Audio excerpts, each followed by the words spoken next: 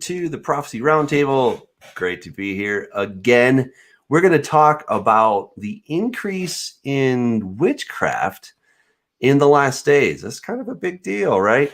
And what's really interesting is, we kind of see the church is going down, right? At least here in America, church attendance, if that's any kind of indication, is going down. It's now less than 50%, stands about 47% last I checked.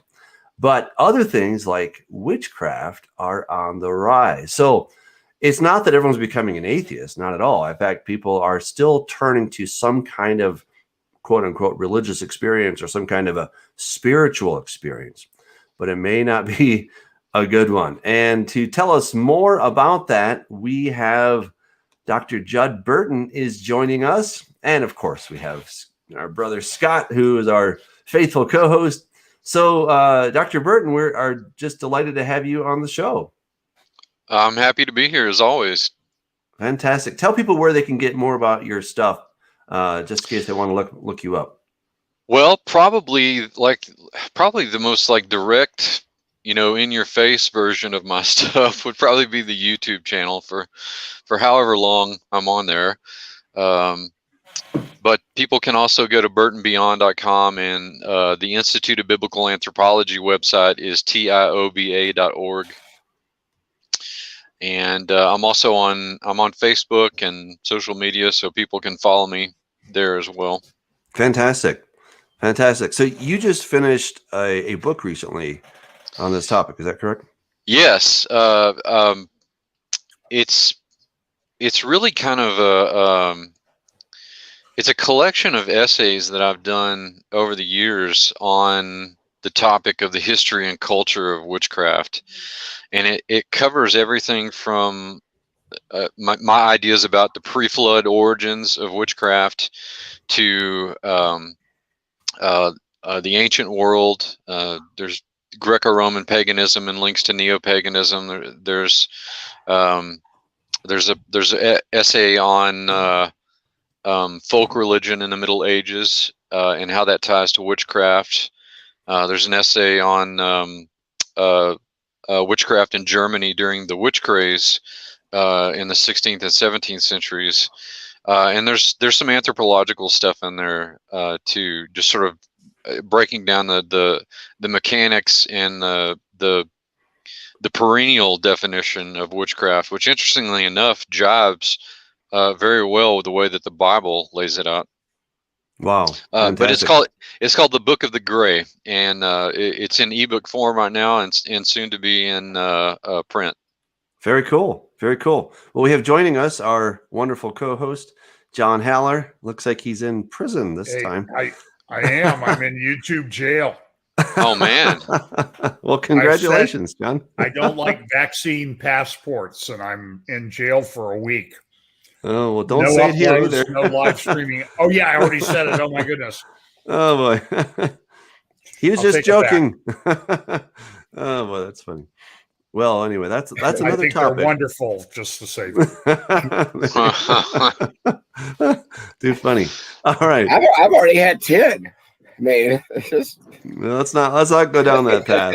Oh, boy, that gets us in trouble. Okay. So anyway. Nice to see y'all. Yes. Judd, nice to see you. Yeah, fantastic. John, nice to see you. Yeah. So, how does witchcraft, in your opinion, and based on your research and such, how does this fit into the end times scenario? I mean, who cares, right? I mean, the Antichrist is going to come and do his stuff, and he's going to show himself to be a really bad guy in Jerusalem, and he does his stuff. Mark of the beast. Who cares about witches? How do you see that fitting in your opinion? That was for you, Judd. That was for me? Yeah, that was for you. Yeah. He hears about us anyway. Well, I mean, it's really kind of coming full circle. Like I said, a lot of the research that I've done the last couple of years on witchcraft is actually an extension of a foundation that I really built while I was in college, and particularly in grad school, because I have a field in early modern history, and I a lot of the bibliography that I covered was on the history of witchcraft, and my master's thesis in anthropology was on neo-paganism, and so inevitably the literature review involved, copious amounts of reading on that topic, and so I became pretty conversant in the bibliography, just sort of the document trail of witchcraft, if you will. But I think in a lot of ways, again, alluding to the research I've done over the last several years and this thesis about the primal witch that I explored in my book, Interview with the Giant, it stems from, the witchcraft originating from the Mount Hermon event, the Genesis 6 event. In other words, the Watchers were basically the first teachers of witchcraft, because they, in exchange for genetic access to human females, what do? Well, it's outlined, in great detail in the apocryphal material, particularly Enoch, that they're giving this strange marriage of practical knowledge and occult knowledge, and this sets up the template, if you will, for the direct demonic tutelage between a witch and a demonic or fallen entity. And people can take that verse in Matthew that Jesus gives about the days of Noah. People can interpret that however they want to, but I tend to think that Jesus didn't make accidental statements, and he made that with great prophetic significance in the context of the homily that he was giving.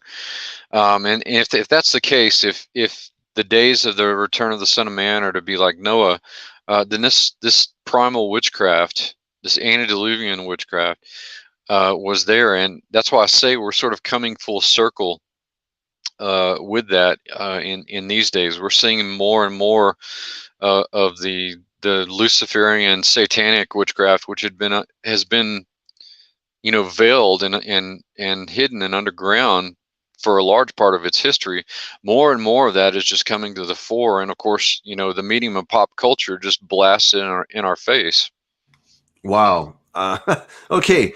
Wow, that's like a lot of stuff. That's fantastic. So you're making the case that Mount Hermon, I know something about that. You do. I'm with you. I'm with you. Yeah. So a lot of this stuff starts there. When they come down, they're making a deal. You give us access to your females, we give you this information, and everybody's quote unquote happy. All right. That is, I think, a very interesting thesis. So, and I love how you're tying it in with the days of Noah, where Jesus said that.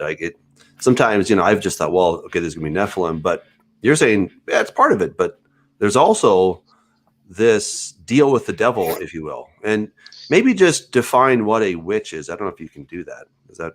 Sure. Well, starting with the anthropological definition, if you look at, what ethnographers and ethnologists have been doing, for the last 100, 150 years, the cross-cultural comparison is interesting in that it reveals the similarity of this basic individual within a society, and they are individuals who operate anathema to whatever the cultural norm is in a given society, the cultural and moral norm. Now that's just sort of the standard, like say ethnographic anthropological definition, and they use their powers to manipulate nature for their own nefarious ends, and often you'll find that their services are bought by individuals who are also seeking their own nefarious ends. Again, there's that. If we look at the thesis model that I just set up with the Watchers, what were they teaching humanity to do? They were teaching humanity to bend nature through supernatural means for nefarious purposes. And that's why I say the anthropological definition of a witch it jives very well with the biblical definition of a witch. This is an individual, of course, who beyond operating against the moral and cultural norm of a society is in league with the demonic. And so that's sort of the component of the equation that gets left out of the anthropological definition. Right, exactly. Wow.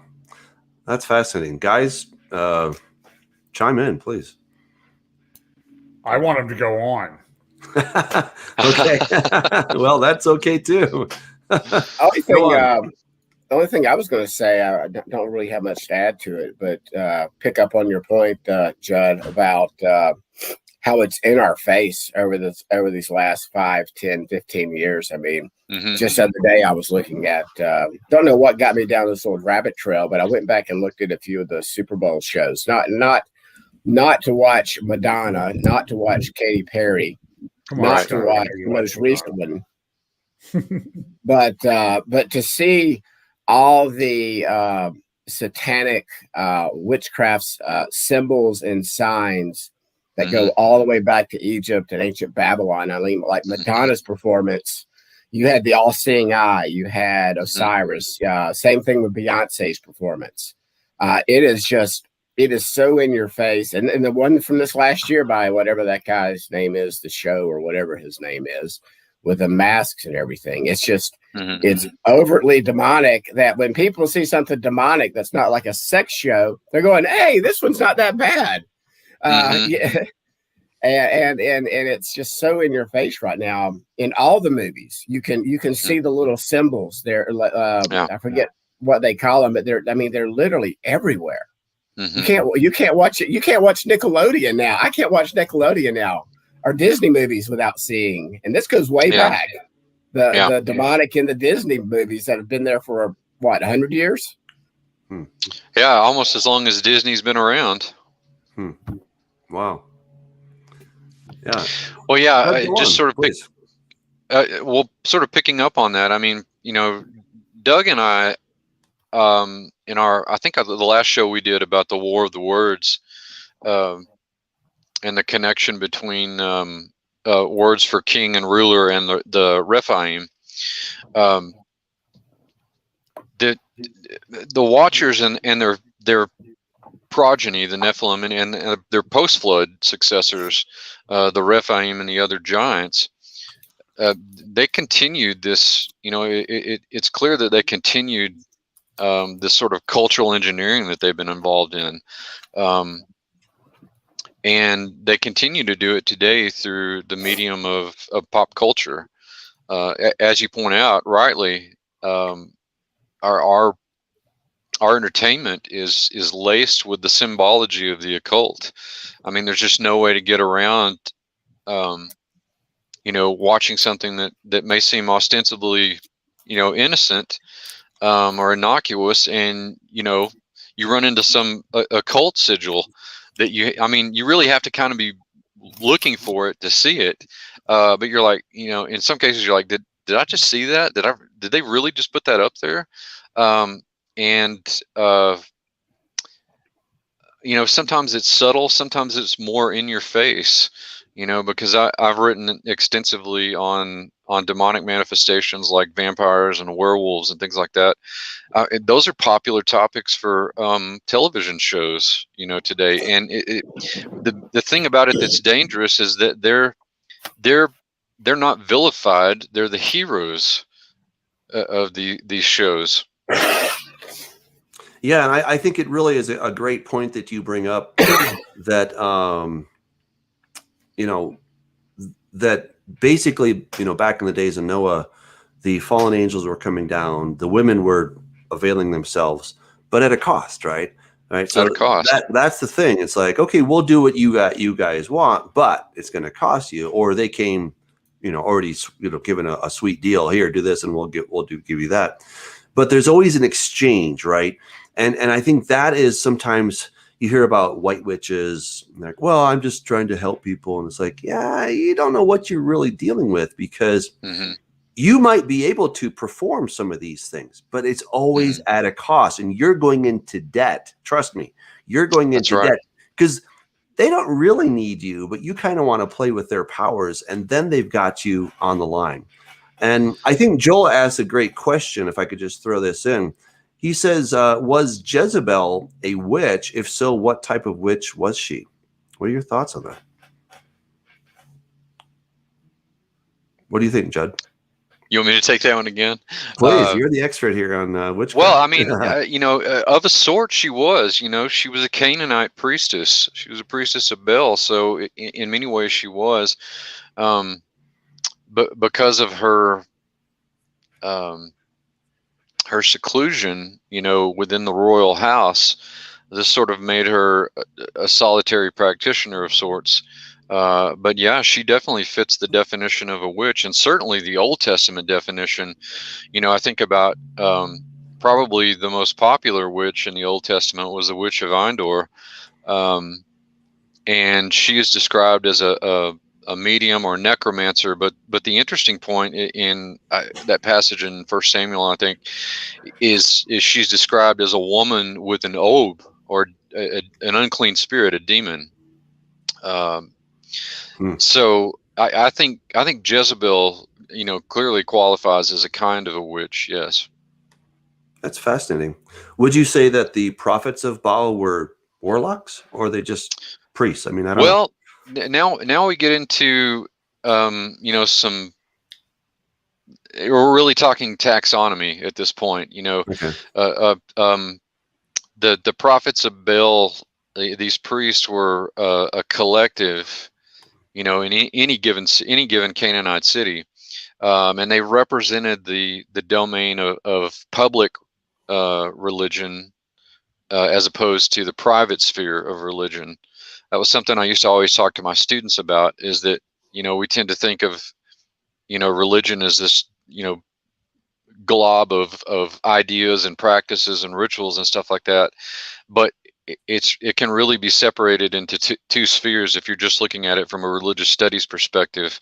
And I think that technically the prophets of Baal would constitute the priesthood in a public sphere, and the solitary, sort of roving priestesses like the witch of Endor would have constituted the, and there were certainly male equivalents, would have constituted the more private sphere, what you would see in witchcraft. But I mean, the agency of power is the same. I mean, like I say, at that point, we're really talking about the taxonomy of religious professions, but the agency is the same. Yeah. Joel asks again, he says that Eliyahu or Elijah slaughtered 450 prophets, but then he ran from Jezebel. It does give you the impression that, she's the real power broker in the situation. I mean, that's really amazing. Yeah. Wow.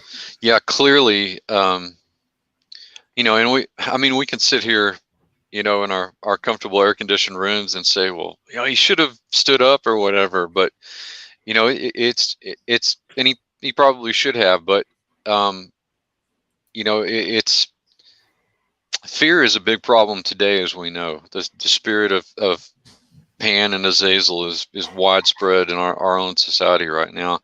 And it's that fear that erodes our faith. And we're all susceptible to those moments of weakness. But yeah, that's interesting, because it does seem to indicate that he at least acknowledged that, or could discern, as a prophet himself, that this was, that she was the real deal. She wasn't play acting. I think it's interesting that, where he ran. And I had, again, looking at from the types and the shadows, when he's running from the woman, think, fast forward to Revelation, where it talks about the woman being protected in the wilderness. Again, I'm just seeing all these recapitulated types and shadows, and where perhaps that actually happens at the end of this age, where just as Israel was fed supernaturally and protected by the cloud and under God's protection during that initial calling out from the world, and how Elijah was fed supernaturally in the wilderness, that I really don't believe. I mean, it's going to be good maybe on the front end before we get, if we're in this terminal generation. Different topic, different day. But Judd, I firmly believe that God's got a 7,000-year plan, and He comes back after 2 days, and we're getting real close. But there's nothing wrong with being prepared now. But yeah, I do see this supernatural running, if you will, or being led by God out into the wilderness too. But I think Elijah there just kind of said, "Hey, I need to get out of here." And then later on, God's like, "Hey, I'm going to take care of you. You know, I'll send some ravens. I'll send you some ravens. You know, sure, we'll keep you fed." So, yeah. Well, I'm sorry, Doug. Go ahead. Well, I was just say, Joel has he's got some great questions. He says, how important is summoning in witchcraft or demonology? If God created the heavens and earth via spoken word, then how important is a spoken word or summoning in witchcraft? Crucial. Again, hearkening back to our last conversation, Doug, there's a reason why God puts such an emphasis on words. The scripture is our heart blood. It's our defense and it's our offense. It's our sustenance. There's a reason why Jesus was called the Word made flesh. All of that, none of the authors of the Bible are making these statements flippantly or by accident. There's a reason for that. But just as with everything in the demonic, what the demonic does is it takes what God gives, what Yahweh does, and flips it on its head and perverts it and makes this shadowy mirror, opposite reflection of whatever God puts forward. And whereas the word means something completely different for believers, for Christians, it's the opposite. Its ends are the usage of words. Their ends are the opposite of what you would find in Christianity amongst witchcraft, particularly this primal witchcraft that I've been talking about. Wow. Yeah, go ahead, Scott. I was going to say, I think John has actually mentioned this before about the Enneagram, and I've looked into it enough to know that I don't want to touch it with a 20-foot pole. But have you done any studies into that, and what a lot of churches are doing this personality Enneagram test, and whether or not that has any witchcraft or dark demonic type of supernatural aspects to it that we should stay away from? Am I right, John? Haven't you talked about that before? Yeah, and I guess maybe just to expand on that question for Judd is that there's this, there's this whole growth of this mysticism within the church. It manifests itself in different ways, from, sort of Lectio Divina to I'm trying to think of the term right now, where they just sit there and chant the same word over and over to put themselves into an altered state of consciousness, and excuse me, contemplative prayer and what sort. So, I mean, does this all fit in? Do you think this all fits into the sort of under this broader category? I tend to think so. Yeah. I mean, we've seen this sort of thing creeping into the church over the last couple of decades, and really even before. You mean sort of creeping in like a tsunami sort of sneaks into the... Well, yeah. No, it's not so much creeping in now. It's just sort of the floodgates are pretty much open, as you say. But this sort of, now we have, yoga being taught in churches, and the invoking of the feminine aspects of God in the form of Sophia. And it's almost as if we were so busy at the vanguard of our faith that we weren't really guarding our rear. And as this stuff crept in slowly, it was just sort of a force multiplier. And now we see this sort of, Christian woo-woo, for lack of a better term, dangerous stuff. Yeah, I mean, we see, even I think last year at the Vatican, maybe even again this year, there was this Brazilian goddess worship that was kind of brought in under the guise of, protecting the earth and the environment and that sort of thing. It's just utterly bizarre. I mean, well, I call it bizarre. It's demonic, but it seems to be everywhere. And the thing is, when it happens, everybody just says, well, it's Christian yoga. Don't worry about it. It's Christian yoga. They're just stretching. Yeah. And what they're stretching, though, is their lack of discernment to cover over some pretty serious error. Agreed. Hey, okay. I interrupted you.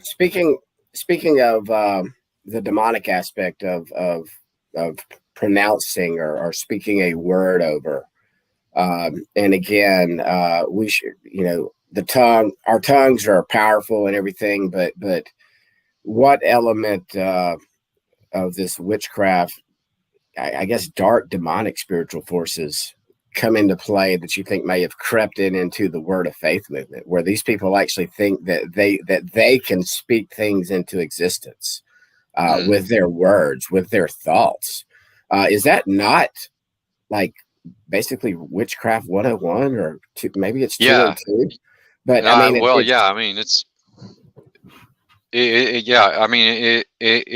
it all has to do with that. That's again, that pre-flood model of cultural engineering that the Watchers were involved in, and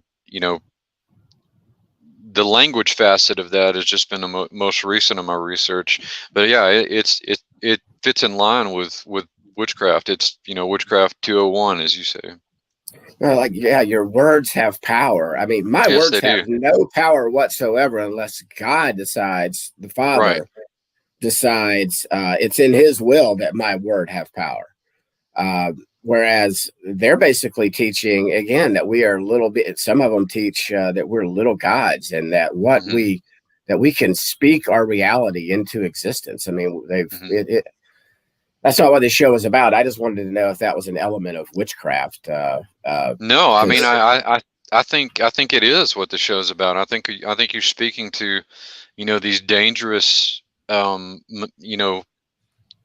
trajectories that broken theology has sort of taken within the church, and it can only get worse as the trend towards biblical illiteracy continues. Because as all of us know, biblical literacy is at an all-time, complete low. I mean, it was just a generation or two ago that quoting the Bible chapter and verse was not really that big of a deal for many people. But you're hard pressed to even say that these days. But yeah, I think it's part and parcel of the larger sort of umbrella of witchcraft that's crept into the church. Wow. Dan Things and Stuff asked a really cool question.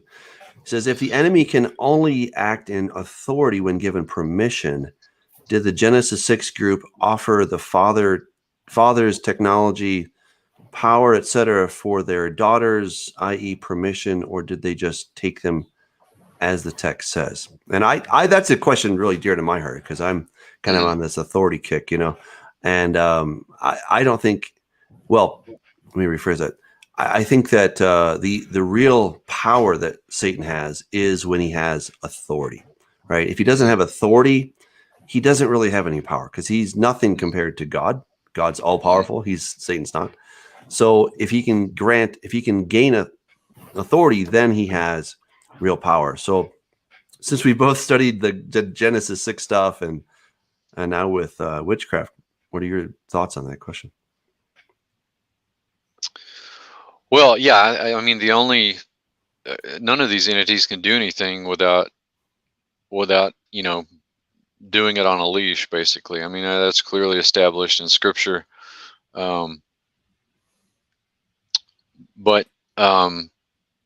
there's also a sort of Faustian deal, at the heart of these kinds of interactions, and I'm not just thinking about the the Old Testament or the New Testament. I'm thinking about in general the historical record, where people enter into these compacts with these entities, and that seems to be, to me, that's very congruent with our theology within the church, because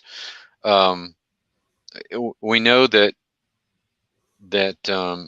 backsliding and periods of compromised faith and things like that can leave you open to all kinds of demonic assault, but that to me, at least implicit in the text, is that there is this compact, this sort of, as I illustrated it, as a Faustian deal, where something is presented in exchange for access to a person, and I've seen this in what deliverance ministry that I've done in the past. I've seen it before. Would an example of that where we saw it play out, obviously just in last century, this compact when the Nazis, with all their occultism and witchcraft, and how that totally affected society? Yeah, clearly. I mean, going back to even before the founding of the Nazi Party and the Tula Society, and all of these, these, what on the surface, to most people just seem to be these sort of parlor, amateur occult societies.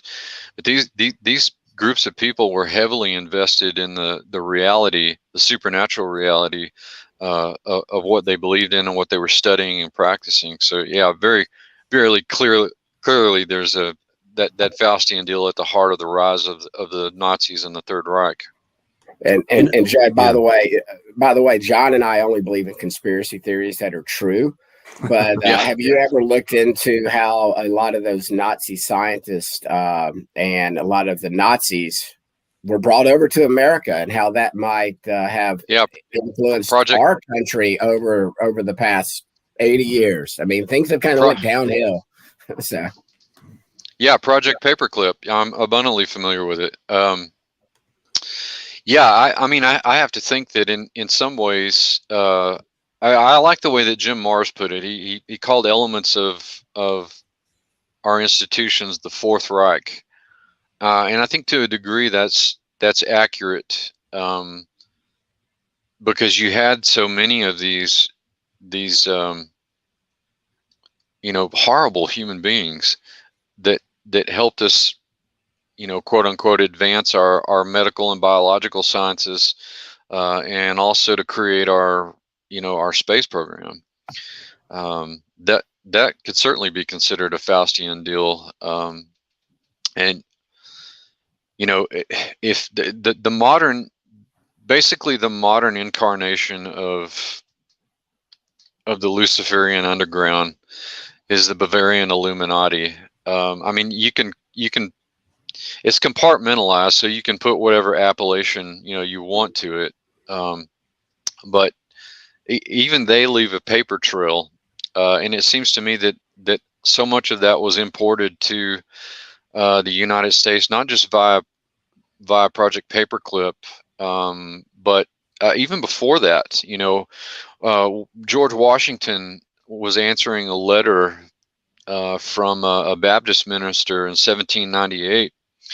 And this fellow was trying to warn him. He said, look, the Bavarian Illuminati is here.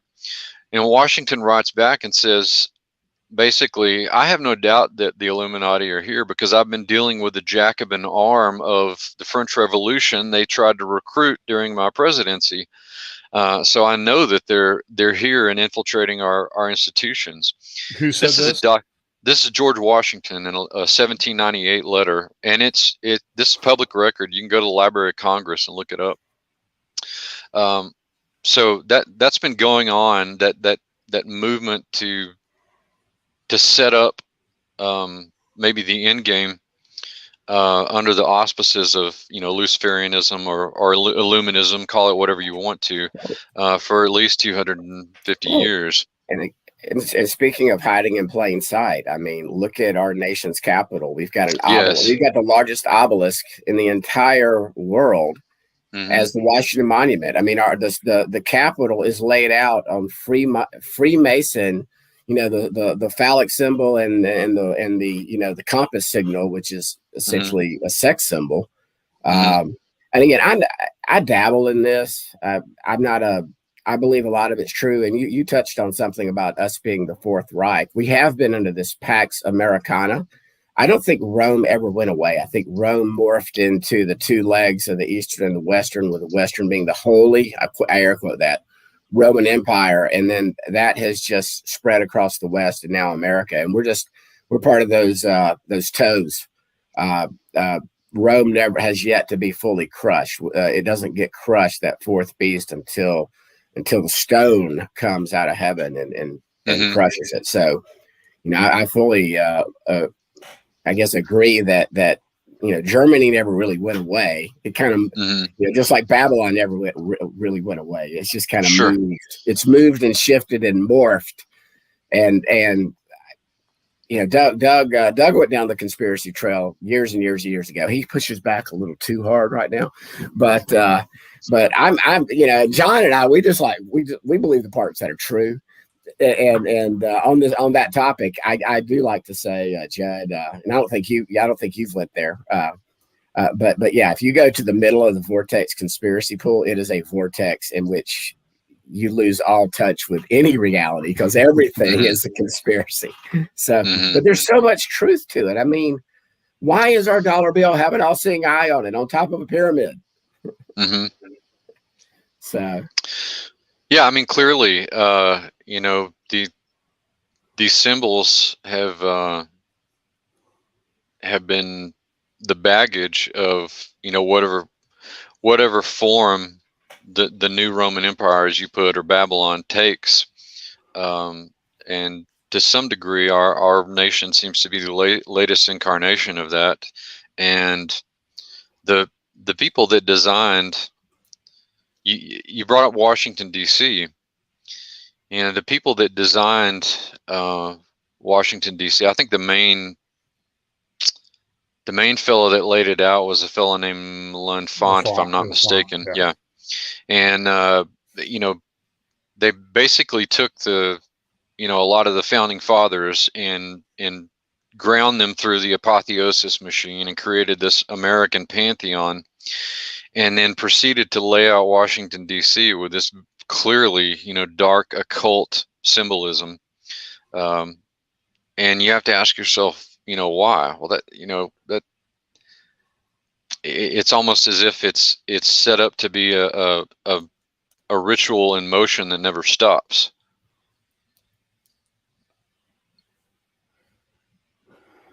Yeah. And, I'd kind of like to just summarize what we've seen so far, so I went back all the way back to ancient Sumeria, and there we find the woman that rides the beast, right? I think she's like the first witch. And so then there's always, like, she's the lure to get people on the hook. And that's what I think the general essence of witchcraft is. What you're saying is that, the spiritual entities, they want something. So they're offering something, and humanity is saying, ooh, that looks good. I'll give you something if you give me that. And that's where the whole witchcraft comes in. And it's for the purpose of manipulating nature, as you were saying, right? And it's highly involves using phrases and words to have these spells and incantations and whatnot, right? So, then we see this throughout history, right? We hear of lots of witches in the Bible. We hear of witches and or priestesses in other civilizations. You hear of the Sibylline oracles. I mean, those are essentially kinds of witches, because they're tapping into that spiritual realm. Then fast forward up to Nazi Germany with the Thule Society and all that, and it's getting humanity to have a need or to start, wanting to more of this lure, so that they can obtain more power for themselves, so to speak, right? And we're talking about witchcraft and increased witchcraft within the context of the last days. And I think that's kind of the end game, is that Satan is using many different ways to go about this, but this is really one way, and to get humanity onto his side and doing, things that he wants.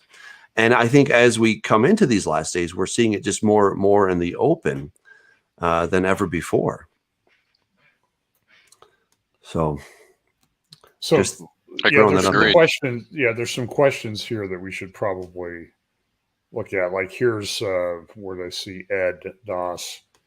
What role did the Freemasons play in the current fascinations with witchcraft and demons?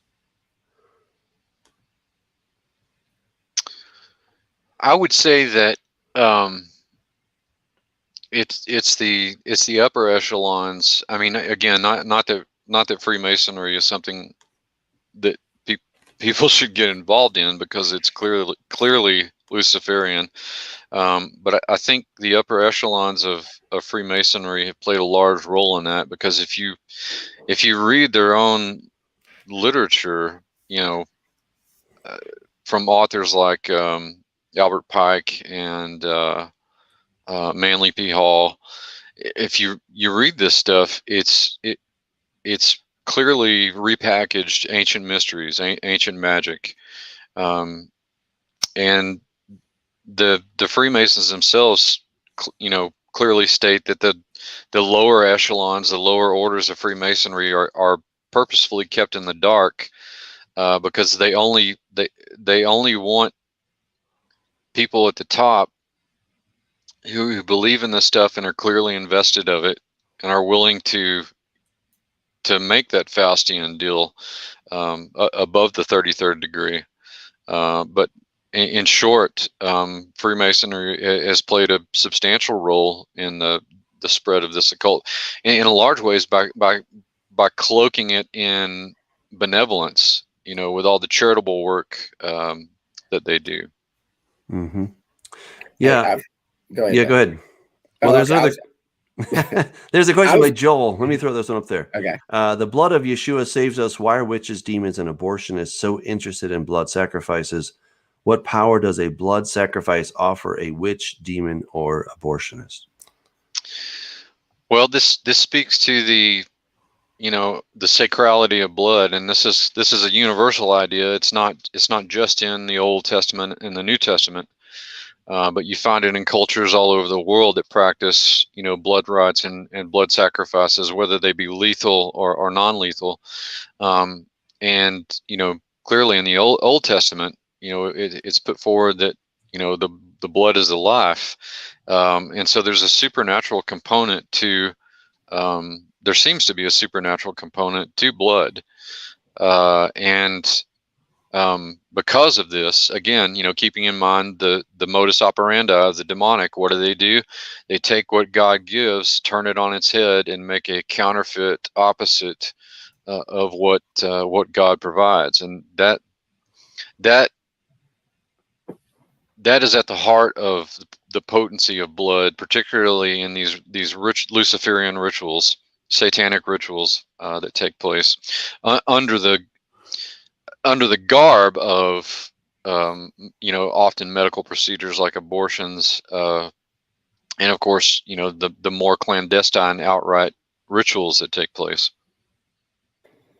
Hey, I have a question as far as icons that even are used in, and I won't name the denomination now, but it's ancient. Or even, and I will name the Roman Catholic, and I'm not picking on the particular Roman Catholic person, but on the Roman Catholic overall faith.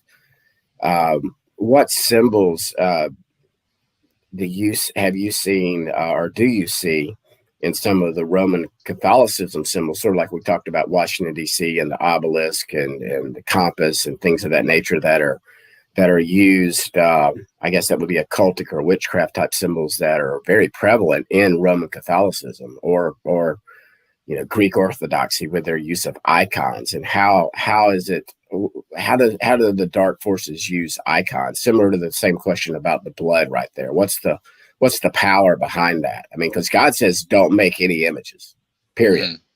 None. There's got to be a reason behind that. I mean, it's not only, he's jealous for his glory and he doesn't want us worshiping anything, but it's like, is that like a window to evil, like a portal type thing to allow in the demonic? I think you've hit the nail on the head. In many ways, it's a supernatural distraction. It's taking, any kind of idolatry takes veneration and attention away from God, and the same can be said of icons. It's interesting you bring up the Eastern Orthodox Church, because in the Byzantine Empire, during the 8th and 9th centuries, the Orthodox Church went through something called the iconoclast controversy, in which there were elements within the Greek Orthodox Church that thought that icons were in fact idolatry, and they destroyed hundreds, if not thousands, of icons, so that we have precious. I think probably the biggest cache that survived was at St. Catherine's Monastery in the Sinai Peninsula. But yeah, I mean, that's so much a footnote to what we're talking about, but it does illustrate that at least some people at that time in Orthodoxy, some of the priests recognized that it was idolatrous.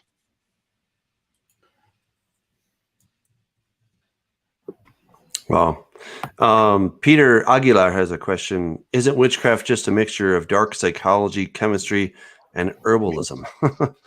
What are your thoughts?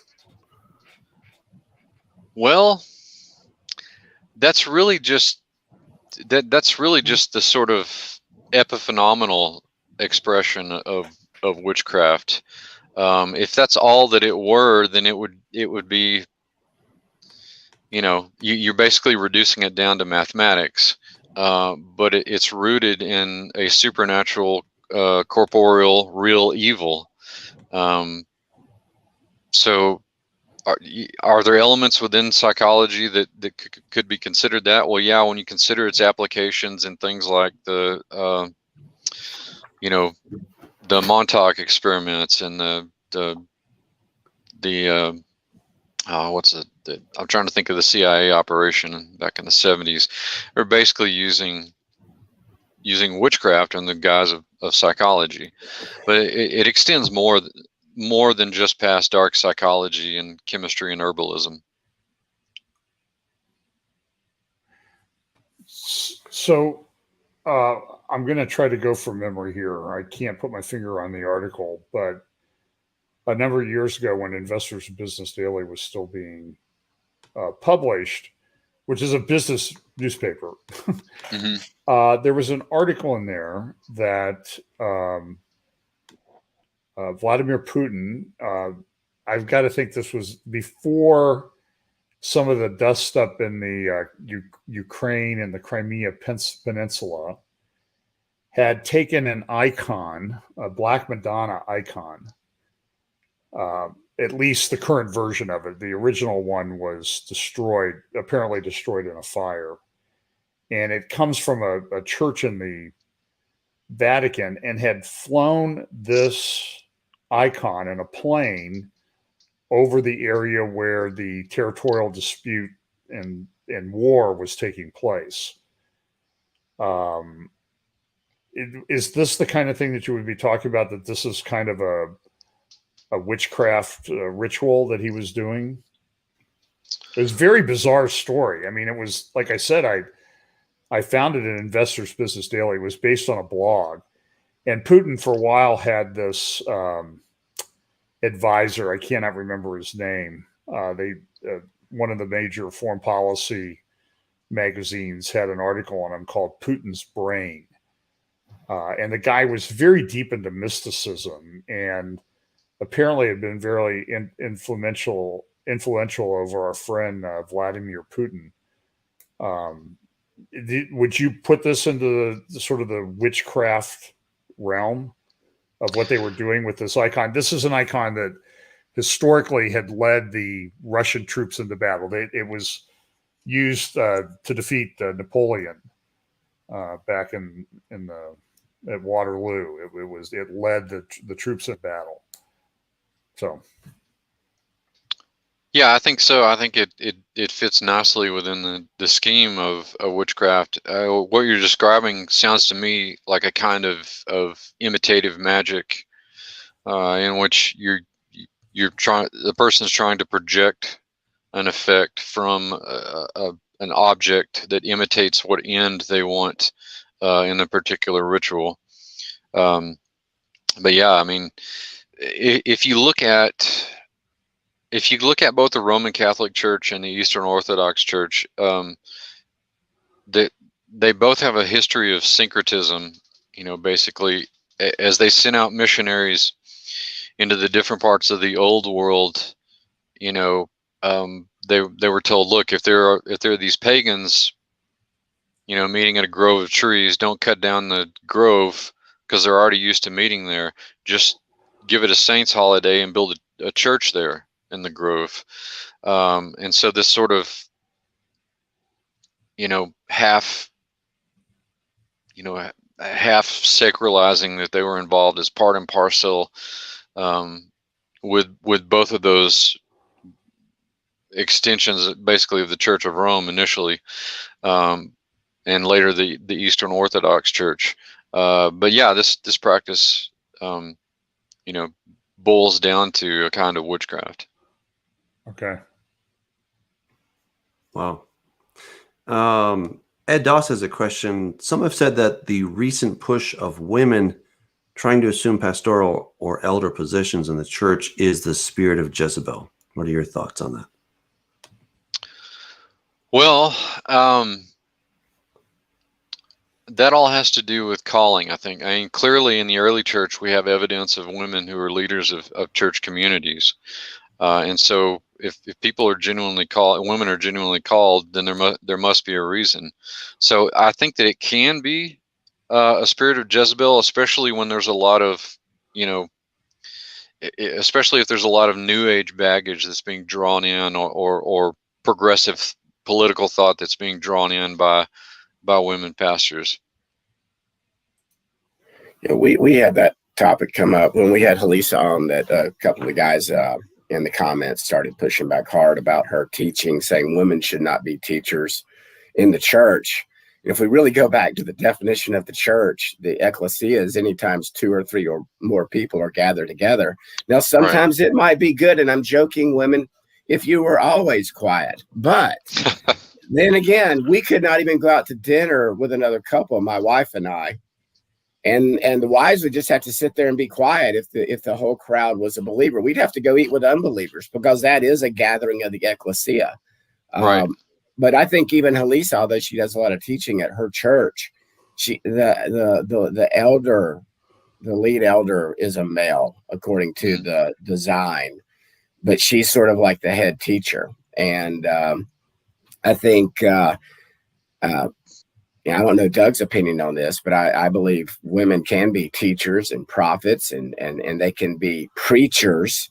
The only really restriction I see in Scripture is that they are maybe not to be the head of a congregation of believers that gather together. That it was God's design that even if one person might be the primary teacher, they're not necessarily the head of that church. The lady might be the head teacher, but her husband is still the head of her. And I think that's what Paul meant when he said, we take that verse sort of out of context. It's like, women, you're not to say anything in church. Go ask your husband. But I think what Paul is really showing is that, that there are certain things that the woman should ask her husband, as opposed to speaking out in the body. And that might, Doug, what are your thoughts on that? Yeah, I'm with you. I think you guys have answered very well. That's definitely a calling. I don't see that the woman's role is to be the head of the congregation, the head of the body, but clearly can have a very significant role within that. And teaching is something that is okay. I mean, we think that women can teach the kids, right? It's just clearly, and can women, do they have nothing to teach me? They've got things to teach me, But what God has said is that that the head of the woman is the man, and the head of the man is Christ, and the head of Christ is God. So we all have a part to play in this. And I think if we remain humble and not get all, persnickety about stuff and just say, okay, there's things I can learn. I think the danger is if you do, like Judd mentioned, is if you're bringing this modern feminism, this 20th century, 21st century feminism to the pulpit, then it's going to create major problems in that congregation, in that body. Because just like bringing in emergent church principles or this word of faith principles. I mean, there's so many ways that or like Doug and I were talking the other day about people that are in the Hebrew roots movement that just get off into the ditch of they hit the Gnostic ditch, they hit the Orthodox Judaism ditch, they hit the Jehovah's Witness ditch. I mean, it's like they saw some truth, and the next thing you know, they're off hitting this ditch, and there are ditches everywhere on this narrow path, everybody. And a woman that's got a good teacher and is humble and is kind and is gentle and is patient and knows her stuff, we can learn a lot from a woman. Trust me. Absolutely. Yeah. Absolutely. John, anybody questions? Well, what are your thoughts on women teachers, John? Well, there's other questions in the chat if we wanted to get to those. Yeah, go ahead. Go to some of the questions. Okay. So let's see. Ruth asks, I once heard about a Dutch banker and some of the elites of the world participating in sacrifice of kids. Is it equal to the ancient Canaanites, or being equal to the ancient Canaanites? Is all of this related with the occult religions and Satanism? Any insights on that question? Yeah, kind of little general, I think. And yeah, I think it goes back to what we've been talking about. That the blood rituals have been part of primal witchcraft for so long. Since the beginning, since ostensibly before. I mean, we know how bloody an affair the pre-flood world was, particularly as you get closer to the flood, and even after the flood. The record of this kind of blood sacrifice is replete in the historical and archaeological records. I mean, it's undeniable. So yeah, it's part and parcel. It's a component of what we've been talking about today. Yeah, very cool. Well, I think this has been absolutely fascinating. We're just about out of time here. Maybe we'll end on time for once. But this has been fascinating. Where can people get your book, Judd? I'm going to have a link up probably within the next couple of days. So be looking on Facebook. And I've got a page where people can go to download this stuff. And tell them your website again. BurtonBeyond.com is the first one, and the Institute of Biblical Anthropology is TIOBA.org. Both of those are undergoing reconstruction right now and updating, so bear with me. Fascinating. Well, this has been really interesting. I think kind of the bottom line is it's not just the women with the big black hat and they're pulling frogs' legs off and throwing them into their boiling cauldron. Mm-hmm. That may be that's part of this, but it's hardly the whole story, right? Right. There's an exchange going on between humans. Sometimes they're women, sometimes they're men, and the demonic realm, and they're trying to get favors. And that's the essence of what's going on. And I think when we kind of see that broader picture, we're like, oh, this is this really is expanding. This is part of the end times thing, and we see this in Revelation that, it says that God sent all these plagues and they did not repent of their rebellion. They did not repent of, the evil things that they were doing. And somebody had thrown in a scripture here that rebellion is witchcraft. right? Yeah, it is. Yeah, and I Ultimately, think that's I think that's an allusion back to the pre-flood world too, the rebellion of the fallen angels. I mean, that's where it all begins. Yeah, absolutely.